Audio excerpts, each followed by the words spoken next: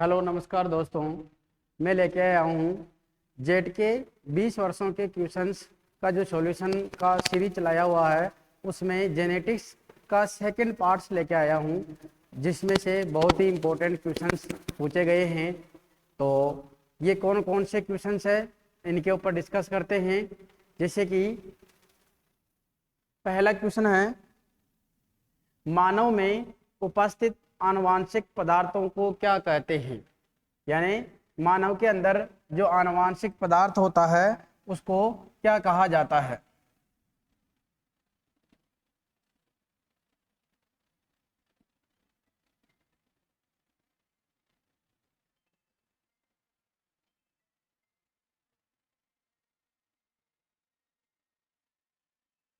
जो आनुवांशिक पदार्थ होता है इसको कहा जाता है जीनोम। तो इसमें है आनुवांशिक कूट, जीनोम, जीन या कोई नहीं, तो उसको कहा जाता है जीनोम। कई बार ऐसे पूछ लिया जाता है मानव के अंदर जो आनुवांशिक पदार्थ है वो कौन सा होता है, तो यदि डीएनए आरएनए वगैरह ऐसे ऑप्शन में हो तो इसका जो आंसर है वो कौन सा हो जाता है, डीएनए। नेक्स्ट क्वेश्चन है, डीएनए का मॉडल प्रस्तुत किया था। डीएनए की संरचना जब भी पढ़ी होगी तो एक कुंडलित संरचना के बारे में पढ़ा जाता है। कुंडलित संरचना वो किसने दी थी, वो दी थी वाटसन और क्रिक ने। यानी कि जो डीएनए का द्विव कुंडलित मॉडल है, द्विव कुंडलित मॉडल का मीनिंग है ऐसी संरचना आपने जब भी डीएनए पढ़ा होगा तो उसके बारे में जरूर पढ़ा होगा।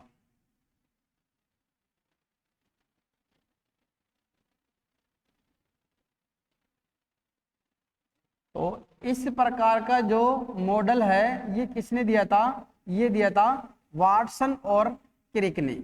और कब दिया था, ये दिया था 1953 के अंतर्गत। तो इसका सही आंसर है वाटसन एवं क्रिक। वर्ष भी ध्यान रखना तुम्हारे को 1953 के अंतर्गत।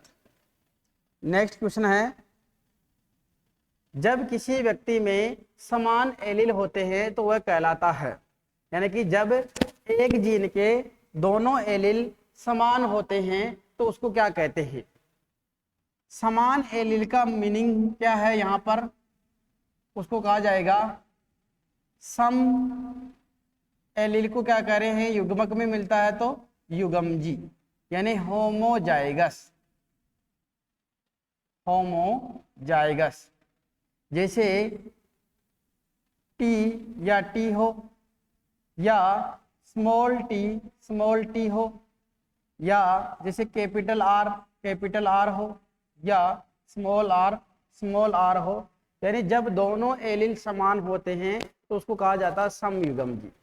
और एक टर्म आती है विषम युग्मजी।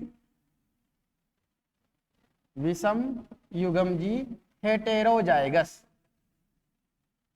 हेटेरोजाइगस किसको कहा जाता है, जब दोनों एलील असमान हो, जैसे एक कैपिटल टी और एक स्मॉल टी। तो यहां पूछा गया है समान एलील होते हैं तो उसको कहेंगे समयुग्मजी, और जब असमान एलील होंगे तो उसको कहा जाएगा विषम युग्मजी हेटेरोजाइगस।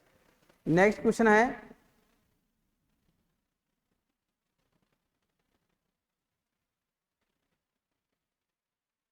न्यूक्लिक अम्ल शब्द दिया था। न्यूक्लिक अम्ल शब्द किसने दिया था, तो यदि न्यूक्लिक अम्ल के खोज का आ जाता है तब तो ध्यान रखना मिस्र जो साइंटिस्ट है उसने न्यूक्लिक अम्ल की खोज की थी।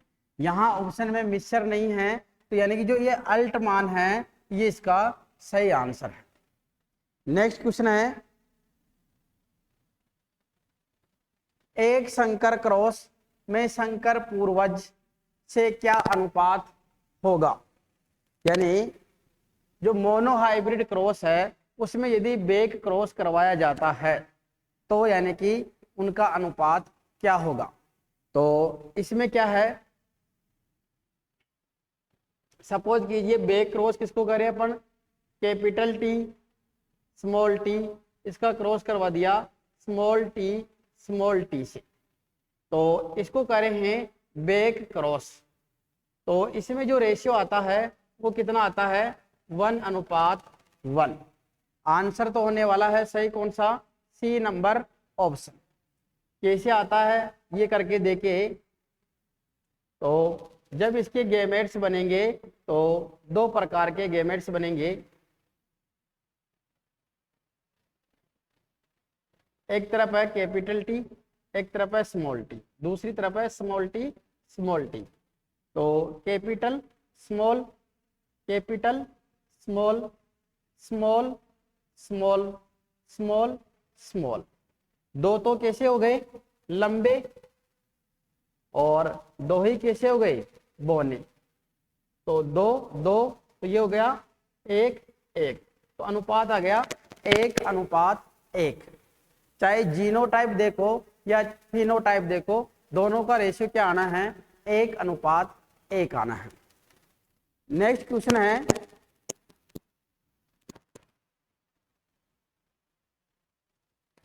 यदि ऐसे स्टूडेंट्स जो कि 11th-12th एग्रीकल्चर सब्जेक्ट से फाउंडेशन कोर्स करना चाहते हैं या बायोलॉजी सब्जेक्ट से फाउंडेशन कोर्स करना चाहते हैं, तो उनके लिए लक्ष्य क्लासेज के अंतर्गत 11th और 12th दोनों के बैच रनिंग में हैं। तो आप लक्ष्य क्लासेज से संपर्क करके और इसमें एडमिशन ले सकते हैं, जहां आपको प्रॉपर फाउंडेशन की तैयारी करवाई जाएगी। इसका मीनिंग ये है कि 11th और 12th के साथ साथ में आपको जो जेट का कोर्स है, जो CUT का कोर्स है, वो साथ में करवाया जाएगा। जैसे जो बायोलॉजी वाले जो स्टूडेंट्स हैं उनको BSc नर्सिंग का या जो नीट का जो कोर्स है या जो सिलेबस है उसको 11th-12th के साथ में कवर करवाया जाता है। तो पिछले सेशंस का आप रिजल्ट्स देख सकते हैं, उससे पिछले सेशंस का रिजल्ट्स देख सकते हैं। यहाँ पे जो स्टूडेंट्स पढ़े हुए हैं उनका कॉम्पिटिशन में यानी फाउंडेशन बैच में क्या रिजल्ट रहा है वो आप देख सकते हैं।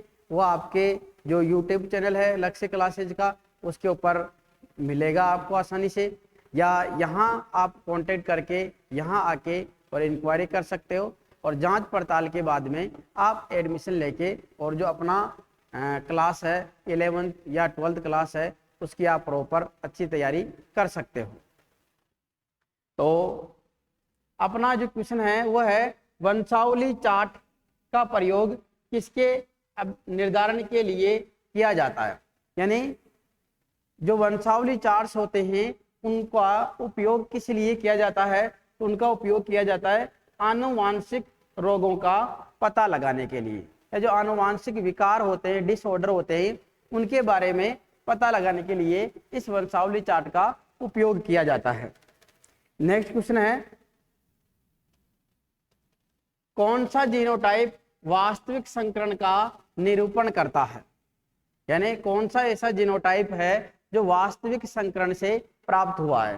तो जब भी अपन मेंडल के बारे में पढ़ते हैं या उसमें क्रॉसिंग के बारे में पढ़ते हैं तब हमेशा अपन क्रॉस करवाते हैं, जैसे कि कैपिटल टी का क्रॉस करवाते हैं अपन capital R capital small T से। तो इससे मिलके क्या निकलता है कैपिटल T स्मॉल टी, यानी कि जो पेरेंट्स है वो शुद्ध रूप से होते हैं, तब यानी कि अपने को F1 में हेटेरोजाइगस कंडीशन मिलती है।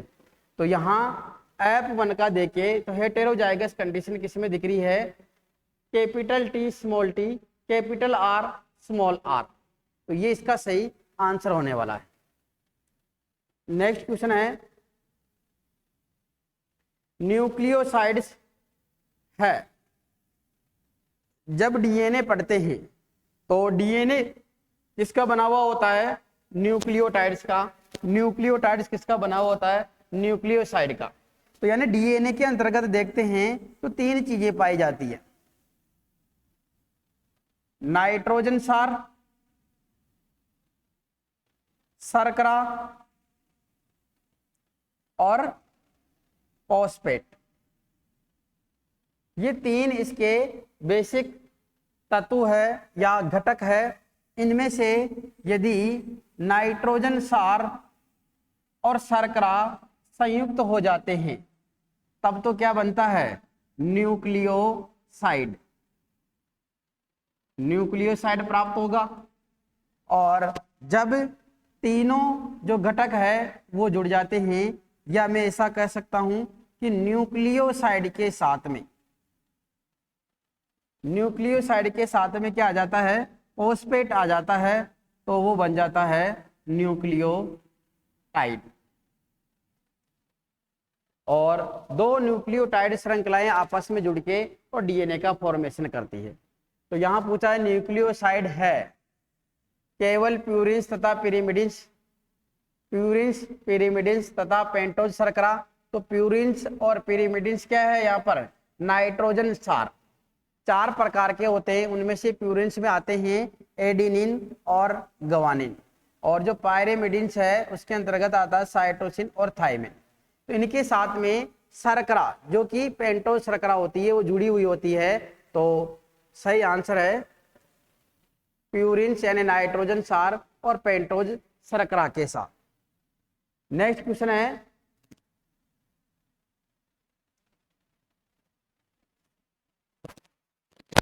जीन प्रारूप AA, BB, CC वाले एकक द्वारा कितने विभिन्न प्रकार के युग्मन तैयार किए जा सकते हैं। सिंपल सा क्वेश्चन है, यदि मोनोहाइब्रिड क्रॉस हो रहा है तो उससे कितने मिलेंगी संतानें, टोटल 4। यदि डाई हाइब्रिड हो रहा है तो उससे कितनी मिलेगी, 16। और यदि ट्राई हाइब्रिड क्रॉस हो रहा है उससे कितनी मिलेगी, 64। मोनो से 4, डाई से 16 और ट्राई से 64। तो इसका सही आंसर कौन सा है, 64, क्योंकि यहाँ कितनी जीन इन्वॉल्व हो रही है, 3 जीन इन्वॉल्व हो रही है, यानी ये ट्राई हाइब्रिड क्रॉस की बात कर रहा है। नेक्स्ट क्वेश्चन है मेंडेलियन पुनर्योजन परिणाम है। जो मेंडेलियन रिकॉम्बिनेशन है वो किसका परिणाम है, सहलगनता का। तो सहलगनता में तो क्या होते हैं, 2 जीन या 2 से अधिक जीन आपस में जुड़ी हुई रहती है। उत्परिवर्तन का, इसमें क्या होता है, डीएनए आरएनए की स्ट्रक्चर चेंज होती है, जिससे कि जीव का क्या होता है, जीनोटाइप फिनोटाइप में चेंजेज आ जाता है। प्रभावी लक्षण इसका कोई नहीं है। स्वतंत्र अपव्यूहन, यानी कि स्वतंत्र अपव्यूहन में क्या होता है, जो चीजें होती है वो परतक होती है और उससे क्या होता है, यानी कि उनमें पुनर्योजन या रिकॉम्बिनेशन होने लगता है। उत्परिवर्तन में क्या होता है, चेंजेज आता है। तो नेक्स्ट क्वेश्चन है निम्न में से कौन सा लिंग गुणसूत्र से संबंधित नहीं है, यानी कि कौन सा जो घटक है वो लिंग गुणसूत्र से संबंधित नहीं है। Turner syndrome, haemophilia, Klinefelter syndrome और डाउन सिंड्रोम। जब भी विकार पढ़ते हैं तो 2 प्रकार के विकार जो जेनेटिक डिसऑर्डर होते हैं वो 2 प्रकार के होते हैं। जेनेटिक जो डिसऑर्डर है ये 2 प्रकार के हैं। एक तो है मेंडेलियन और एक है गुणसूत्रीय। मेंडेलियन में पढ़ा जाता है हीमोफीलिया, जिसकी जीन पाई जाती है X क्रोमोसोम पे, यानी लिंग सहलगन है ये। वर्णांधता, कलर ब्लाइंडनेस, इसकी जीन भी पाई जाती है लिंग गुणसूत्र पे, तो ये भी है। तो हीमोफीलिया इसमें दे ही रखा है, तो ये संबंधित है, लिंग गुणसूत्र से संबंधित है। गुणसूत्रीय विकार में मिलते हैं डाउन सिंड्रोम। डाउन सिंड्रोम 21वें गुणसूत्र से रिलेटेड है और ये अलिंग गुणसूत्र होता है। क्लाइनफेल्टर ये XY यानी लिंग गुणसूत्र से जुड़ा हुआ है, जिसमें एक X क्रोमोसोम एक्स्ट्रा हो जाता है। और टर्नर सिंड्रोम ये भी लिंग गुणसूत्र से जुड़ा हुआ है, जिसमें Y गुणसूत्र कम पड़ जाता है और X 0 रह जाता है। तो यहाँ कौन सा नहीं है, डाउन सिंड्रोम, यानी ये लिंग गुणसूत्र से संबंधित नहीं है। ये किससे हैं, अलिंग गुणसूत्र से। यानी कि इसमें क्या होता है, जो 21वां क्रोमोजोम नंबर है इसमें क्या हो जाता है, ट्राइसोमी हो जाती। ट्राइसोमी का मतलब है 2n+1, यानी जो एक एक्स क्रोमोजोम है उसकी प्रति इसमें बढ़ जाती है। नेक्स्ट क्वेश्चन है, वायरस में आनुवांशिक पदार्थ होता है। वायरस में आनुवांशिक पदार्थ होता है, तो जो वायरस होते हैं वायरस में सामान्यतः जो आनुवांशिक पदार्थ है वो कौन सा मिलता है, आरएनए। लेकिन अपवाद स्वरूप इनमें डीएनए भी मिलता है, जैसे बैक्टीरियोफेज होते हैं। तो यहाँ है आरएनए, डीएनए, डीएनए व आरएनए दोनों, डीएनए अथवा आरएनए। तो यहाँ सामान्य बात करें तो इसका आंसर है आरएनए। लेकिन पूछे जनरली कि विषाणु में बैक्टीरियोफेज भी विषाणु है, तो आरएनए या डीएनए, तो ऑप्शन नंबर जो डी है वो इसका सही है। यदि यहाँ डीएनए आरएनए दोनों या दोनों में से नहीं होता है तो फिर आंसर कौन सा हो जाता है इसका, आरएनए। नेक्स्ट क्वेश्चन है, मेंडल का पृथक्करण नियम किसके संबंध में लागू होता है। यानी जो मेंडल का पृथक्करण का नियम है वो किसके संबंध में लागू होता है, केवल द्विसंकर क्रॉस, केवल एक संकर क्रॉस, द्विसंकर क्रॉस के लिए परंतु एक संकर क्रॉस के लिए नहीं, द्विसंकर तथा एक संकर दोनों के लिए। तो जो मेंडल का पृथक्करण का नियम है ये क्या है, एक तो सार्वत्रिक सत्य नियम है, और ये दोनों नियमों के लिए यानी दोनों क्रॉसों के लिए लागू होता है, चाहे मोनोहाइब्रिड हो चाहे डाइहाइब्रिड क्रॉस हो। नेक्स्ट क्वेश्चन है, डीएनए अणु के व्यास की माप है। डीएनए अणु के व्यास की माप है, अभी मैंने बताया था, ऐसा मॉडल दिया था वाटसन क्रिक ने। तो यहां से यहां इसकी जो डिस्टेंस होती है वो होती है 20 एंगस्ट्रॉन, 20 एंगस्ट्रॉन या 2 नैनोमीटर। तो ऑप्शन में है 20 एंगस्ट्रॉन, तो पहला इसका आंसर सही है। नेक्स्ट क्वेश्चन है, परीक्षण संकरण किया जाता है। परीक्षण संकरण का मीन्स है जो टेस्ट क्रॉस है वो किनके बीच में किया जाता है। तो टेस्ट क्रॉस F1 और अप्रभावी जनक के बीच में किया जाता है। F1 अप्रभावी जनक, जैसे कैपिटल स्मॉल इसका क्रॉस करवा दिया जाता है स्मॉल टी के साथ। तो F1 के अप्रभावी जनक के साथ में ये नहीं है, F2 का अप्रभावी जनक के साथ में, प्रभावी व अप्रभावी जनकों के मध्य, F1 व किसी भी जनक के मध्य, किसी भी जनक नहीं है, ये भी नहीं है। सही आंसर क्या है, F2 का अप्रभावी जनक के साथ में। F1 भी हो सकता हो, F2 भी हो सकता है। हेटेरोजाइगस का जो क्रॉस है वो होमोजाइगस के साथ में करवाया जाता है, तो उसको कहा जाता है परीक्षण संकरण टेस्ट क्रॉस। नेक्स्ट क्वेश्चन है,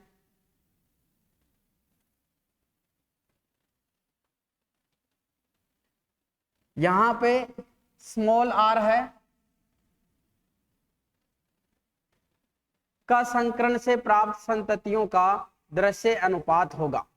जब भी डाई हाइब्रिड क्रॉस पढ़ते हैं तब वहां पढ़ा जाता है जो F1 होता है वो होता है हेटेरोजाइगस कंडीशन, और जब इसका स्वपरागण करवाया जाता है तो यानी कि 16 संततियां प्राप्त होती है, उनमें से पूछ रहा है दृश्य अनुपात यानी फिनोटाइप। तो फिनोटाइप कितना आता है डाई हाइब्रिड क्रॉस का, वो आता है 9331। तो इसका सही आंसर है 9331। नेक्स्ट क्वेश्चन है, यदि ऐसे स्टूडेंट्स जो काफी दूर रहते हैं या घर से आने जाने में समस्या रहती है, तो उन सभी स्टूडेंट्स के लिए लक्ष्य क्लासेस में यदि वो एडमिशन लेते हैं तो उनके लिए कोई समस्या नहीं है। उनके लिए हॉस्टल की सुविधा है, कोचिंग की सुविधा है, स्कूल की सुविधा है, यानी कि आपका जो पूरा काम है वो एक ही जगह हो जाता है, जिसमें आप 11th और 12th की जो क्लासेज है वो फाउंडेशन कोर्स के साथ में तैयार कर पाएंगे। तो ऐसे स्टूडेंट्स जो 11th या 12th में अपनी पढ़ाई को कंटिन्यू करना चाहते हैं वो लक्ष्य क्लासेज के साथ में जुड़ सकते हैं, जिसमें आप यहाँ ऑनलाइन ऑफलाइन दोनों प्रकार के बैच ज्वाइन कर सकते हैं। नेक्स्ट क्वेश्चन है, निम्न में से कौन सा परीक्षण संकरण है? जस्ट अभी जिक्र किया था मैंने, हेटेरोजाइगस का जो क्रॉस है वो किससे करवा रहे हैं? होमोजाइगस पेरेंट्स के साथ में। तो यहाँ पे कैपिटल टी है, इसका सही आंसर हो जाता है option number B. Next question है,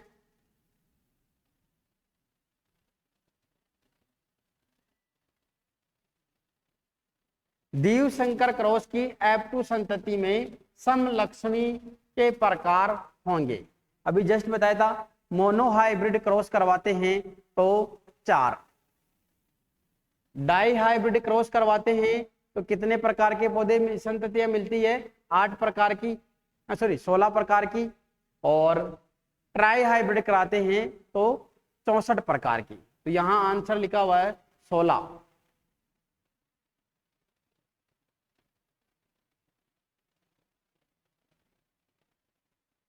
अब इसमें ध्यान रखना है, ये पूछ रहा है फिनोटिपिक के प्रकार, यानी कितने प्रकार के फिनोटाइप्स दिखते हैं अपने को। तो टोटल संततियां तो 16 मिल रही है, लेकिन फिनोटाइप कितने दिख रहे हैं अपने को? केवल 4, यानी कि 9 रेशियो कितना आता है? 9:3:3:1। तो नेक्स्ट क्वेश्चन है,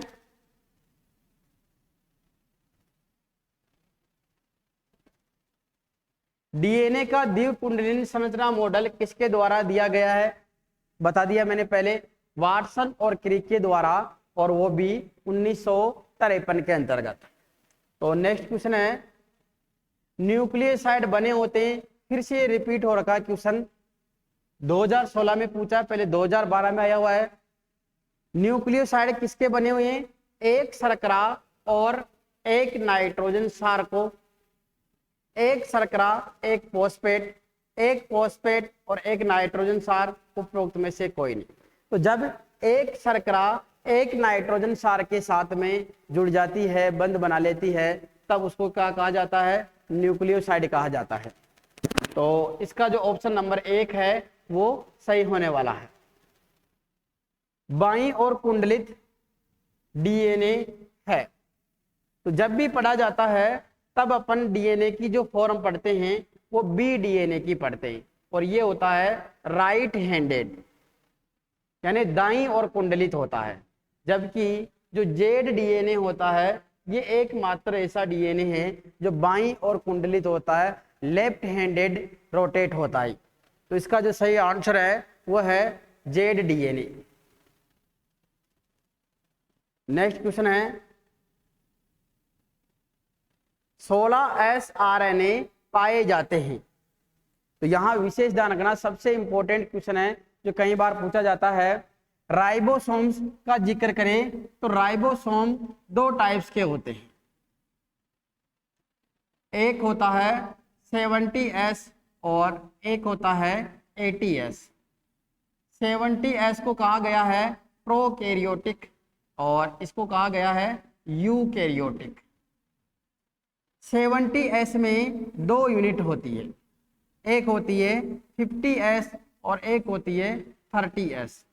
80S में भी 2 यूनिट होती है, एक होती है 60 और एक होती है 40S। जो 50S है इसमें 2 यूनिट होती है और वो है 23S और 5S। जो 30S होती है इसमें एक होती है, वो होती है 16S।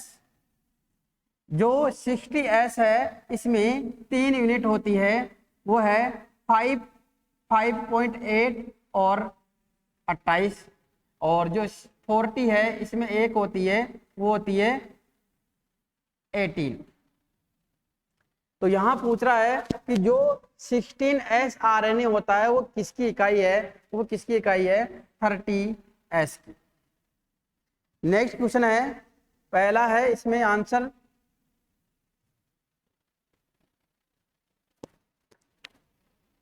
mRNA के नॉन कोडिंग भाग कहलाते हैं।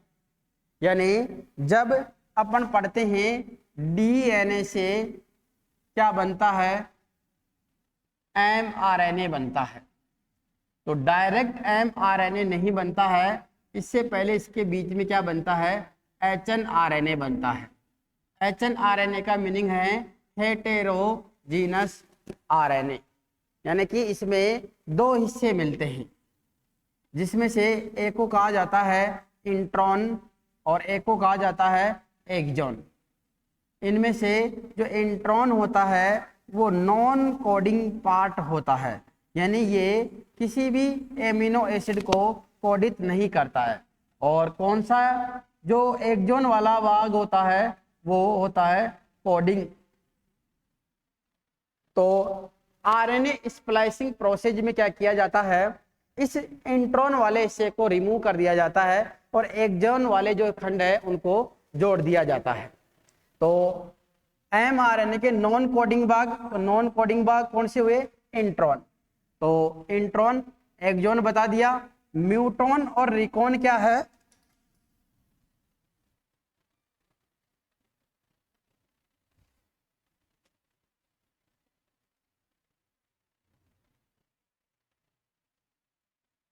जो जीन होती है, इस जीन के बेंजर नामक जो वैज्ञानिक है उसने 3 हिस्से बताए हैं। एक है सिस्ट्रॉन, एक है म्यूटॉन और एक है रिकॉन। सिस्ट्रॉन क्या है, फंक्शनल यूनिट है, फंक्शनल यूनिट मानी जाती है। और जो म्यूटॉन है वो म्यूटेशन की यूनिट मानी जाती है और जो रिकॉन है वो रिकॉम्बिनेशन की यूनिट मानी जाती है। तो जीन के 3 हिस्से होते हैं जो बताया था बेंजर नामक वैज्ञानिक ने। नेक्स्ट क्वेश्चन है, न्यूक्लियोसोम में कौन सी हिस्टोन प्रोटीन पाए जाते हैं। यानी जब डीएनए की पैकेजिंग के बारे में पढ़ा जाता है तब वहां आता है न्यूक्लियोसोम सोलिनोइड मॉडल। तो इस मॉडल में क्या होता है, जो हिस्टोन प्रोटीन होती है इसके टोटल 5, कौन कौन सी, H1, H2A, H2B और H3 और H4, टोटल 5 होती है। इनमें से ये जो 4 है इनके 2-2 अणु मिलके और क्या बना देते हैं, हिस्टोन ऑक्टामर बनाते हैं। और इस हिस्टोन ऑक्टामर के साथ में क्या होता है, डीएनए लिपटता है और उसके ऊपर क्या होता है, H1 प्रोटीन लिपटता है। तो जब हिस्टोन ऑक्टामर के साथ में डीएनए लिपट जाता है तब उसको नाम दिया जाता है न्यूक्लियोसोम। तो इस न्यूक्लियोसोम में कौन कौन है, तो H2A, H2B, H3, H4। तो यानी कि ऑप्शन नंबर सी इसका सही आंसर है। नेक्स्ट क्वेश्चन है, डीएनए का सूत्र जो आरएनए निर्माण के लिए टेम्पलेट रज्जु का कार्य करता है, पर सारक लगा हुआ AGCT-CG एक क्रम होता है, तो mRNA पर सारक क्रम होगा। ध्यान रखना अपने को कौन सा निकालना है, अपने पास में कौन सा है, ये सीक्वेंस है और तो उससे क्या बनना है, आरएनए। तो आरएनए में क्या होता है, विशेष ध्यान रखना, जो 4 नाइट्रोजन सारक है उनमें थाइमिन की जगह क्या होता है, यूरेसिल होता है। तो एडिनिन हमेशा किसके साथ में जुड़ता है, थाइमिन के साथ में, लेकिन यहाँ थाइमिन नहीं होगा और क्या होगा, यूरेसिल। गुआनिन साइटोसिन के साथ में, साइटोसिन गुआनिन के साथ में, थाइमिन एडिनिन के साथ में, थाइमिन एडिनिन के साथ में, साइटोसिन ग्वानिन के साथ में, ग्वानिन साइटोसिन के साथ में, और जो ए है वो होगा यूरेसिल के साथ। तो मिला लो कौन सा है, you see ji A ji C you, यानी जो ऑप्शन नंबर डी है वो इसका सही आंसर। इसमें और इसमें क्या डिफरेंस है, एक तो यहां है यू और एक है यहां टी। तो यू से शुरुआत होनी है इसकी। नेक्स्ट क्वेश्चन है,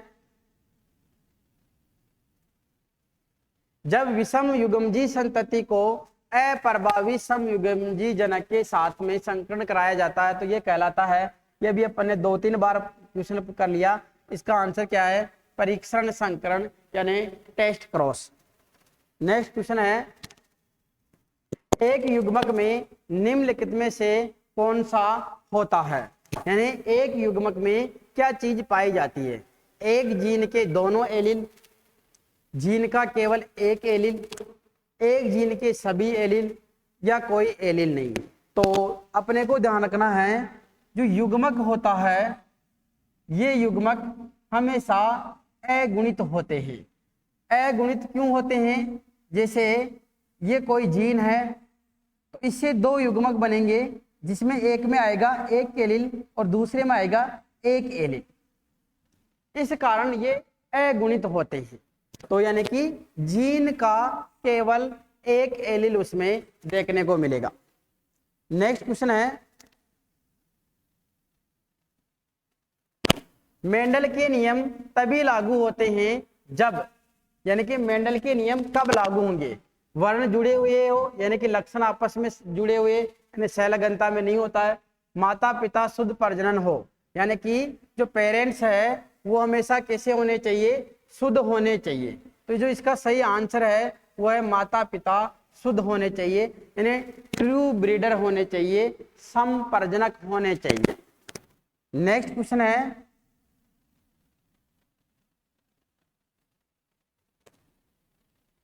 किसने साबित किया कि डीएनए बुनियादी आनुवांशिक सामग्री है, ये किसने प्रूव किया कि डीएनए ही क्या है, आनुवांशिक सामग्री है, यानी आनुवांशिक पदार्थ है। तो ये किया था हर्शे और चेस ने सबसे अंत में ये प्रूव किया कि डीएनए ही क्या है, वास्तविक रूप से आनुवांशिक पदार्थ होता है। तो नेक्स्ट क्वेश्चन है, ओपेरॉन का एक जीन जो एक प्रतिकारक प्रोटीन यानी रिप्रेसर प्रोटीन को संश्लेषित करता है। तो जब भी ओपेरॉन पढ़ा होगा तो उसमें एक डायग्राम ऐसा देखा होगा आप, जिसमें स्ट्रक्चरल जीन होती है जिसके 3 हिस्से होते हैं, एक्स वाई और Z, sorry Z X Y, ये तो होती है स्ट्रक्चरल जीन। यहाँ होती है ऑपरेटर, यहाँ होती है प्रमोटर, और यहाँ पर होती है रेगुलेटर जीन, जिसको आई से ओरिजिनेट किया जाता है। और ये क्या करती है, रिप्रेसर प्रोटीन बनाती है जो ऑपरेटर को जाके और बाइंड कर देती है। तो यहाँ आंसर कौन सा है, रेगुलेटर जीन। अगला क्वेश्चन है, वाटसन और क्रिक किसकी खोज के लिए प्रसिद्ध है। तो वाटसन क्रिक के अभी 3 से 4 क्वेश्चन पहले भी आए हुए हैं। तो क्या बताया था, जो डीएनए की संरचना है, मैंने उसका जो मॉडल है वो किसने दिया था, वाटसन और क्रिक ने दिया था। कब, 1953 में दिया था। नेक्स्ट क्वेश्चन है, आनुवांशिकता का गुणसूत्रीय आधार किसके द्वारा दिया गया है। आनुवांशिकता का जो गुणसूत्रीय सिद्धांत है ये दिया था सटन और बोवेरी ने। किसने दिया था, सटन व बोवेरी। तो इसका सही आंसर है सटन बोवेरी। कब, 1903 के अंतर्गत। यहाँ टाइपिंग में मिस्टेक है तो आपको ध्यान रखना है, सटन बोवेरी। नेक्स्ट क्वेश्चन है,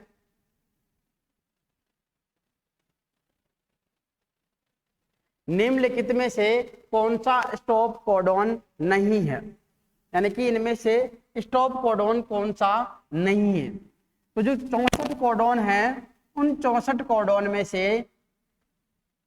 एक होता है इनिशिएशन कोडॉन, जो कि ट्रांसलेशन प्रोसेस को स्टार्ट करने का काम करते हैं, जिसका नाम है यूएजी, जो मिथियोनिन को भी कोडित करता है। और 3 ऐसे होते हैं जो इस प्रोसेस को बंद करने के लिए संकेत प्रदान करते हैं। उनमें से कौन कौन से हैं? UAA, UAG और UGA। तो वो पूछ रहा है, स्टॉप कोडॉन नहीं है तो UAA है, ये नहीं है, UAG है और UGA है। यानी इसका सही आंसर कौन सा है? UGU, स्टॉप कोडॉन नहीं है। नेक्स्ट क्वेश्चन है, टर्नर सिंड्रोम का जीनोटाइप है। टर्नर सिंड्रोम का जीनोटाइप है। तो टर्नर सिंड्रोम किसके कारण होता है? मोनोसोमी के कारण। और मोनोसोमी का मीनिंग क्या बताया है? 2n-1। तो यहां क्या होता है? ये कंडीशन आती है किसमें? लिंग गुणसूत्र के अंतर्गत। लिंग गुणसूत्र में क्या होता है? जो XY होता है, इसमें से एक क्रोमोसोम कम पड़ जाता है और ये कंडीशन हो जाती है X0। तो ऐसा है। 44 के साथ में क्या होना है? यहां पर जो आंसर होने वाला है वो कौन सा है? C। यानी 44 के साथ में क्या हो गया? X0 कंडीशन हो गई। उसी को कहा जाता है टर्नर सिंड्रोम। नेक्स्ट क्वेश्चन है, एक युग्मक में होता है, अभी जस्ट अपन ने जिक्र किया था कि एक जीन का एक एलील। तो ऑप्शन नंबर सी, जीन का केवल एक एलील होता है। तो ये जो अभी सीरीज चल रही है, ये अपन डिस्कस कर रहे हैं जेट के जो 20 वर्षों के क्वेश्चंस आए हुए उनके बारे में डिस्कस चल रहा है। तो यदि ऐसे स्टूडेंट्स जो जेट की तैयारी कर रहे हैं या CUT की तैयारी कर रहे हैं या BSc नर्सिंग की तैयारी कर रहे हैं, तो उनके लिए ये जो क्वेश्चंस है ये काफ़ी हेल्पफुल होंगे आपके लिए। तो इस क्लास को अपने दोस्तों के साथ ज़रूर शेयर कीजिए। और जो आपके डाउट होता है तो आप उसको लक्ष्य क्लासेज का जो प्लेटफॉर्म है वहाँ सेंड कर सकते हो, तो आपका उसको सॉल्यूशन प्राप्त हो जाएगा। तो इस क्लास को अपने दोस्तों के साथ ज़्यादा से ज़्यादा शेयर कीजिए, जिससे कि आपको टॉपिक का अंदाज़ा लग सके कि कौन से टॉपिक से कैसे कैसे क्वेश्चंस आते हैं। ये जो सॉल्यूशन चल रहे हैं ये आपके टॉपिक यानी चैप्टर वाइज कवर किए जा रहे हैं।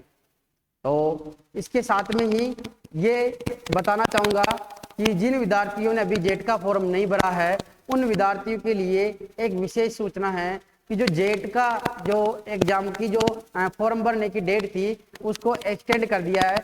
पहले 15 अप्रैल लास्ट डेट थी, उसको बढ़ा के और 31 तारीख तक कर दिया है। तो आप यानी कि जिन्होंने अभी तक फॉर्म नहीं भरा है या जो मौका चूक चुके थे, तो उनके लिए एक बार फिर से मौका आया है। तो वो जेट का फॉर्म भरें और BSc एग्रीकल्चर करने के लिए अपनी तैयारी को स्टार्ट करें। धन्यवाद।